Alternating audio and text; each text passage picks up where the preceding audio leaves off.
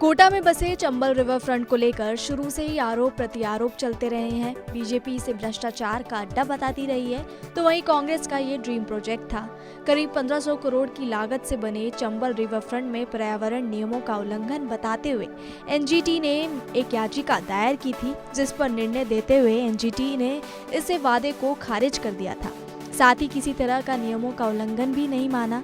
याचिकाकर्ता ने पर्यावरण नियमों का उल्लंघन करते हुए याचिका दायर की थी। ये भी कहा था कि चंबल घड़ियाल सेंचुरी में इसे बनाया गया है, जिससे जलीय जीव जंतु पर विपरीत प्रभाव पड़ेगा।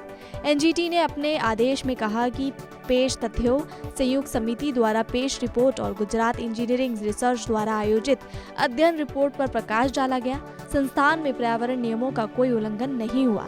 एनजीटी ने ये भी आदेश में कहा कि इस मामले में किसी हस्तक्षेप की आवश्यकता नहीं है। इसके बाद कांग्रेस ने बीजेपी पर हमला बोला और जनता को बरगलाने का आरोप लगाया।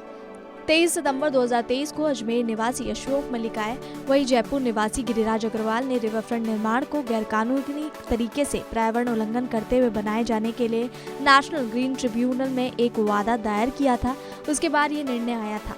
इस निर्णय के बाद पूर्व यूडीएच मंत्री व कोटा उत्तर विधायक शांति धारीवाल ने कहा कि कांग्रेस सरकार के शासनकाल में कोटा में विकसित किए गए विश्व स्तरीय पर्यटन स्थल चंबल रिवर फ्रंट प्रोजेक्ट को एनजीटी से क्लीन चिट मिल गई है।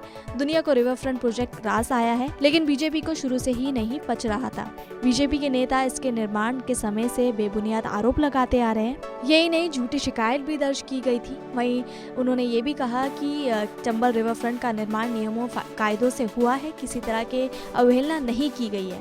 अब एनजीटी ने याचिका को खारिज करते हुए विश्व स्तरीय पर्यटन स्थल चंबल रिवर फ्रंट पर सच्चाई की मुहर लगा दी है।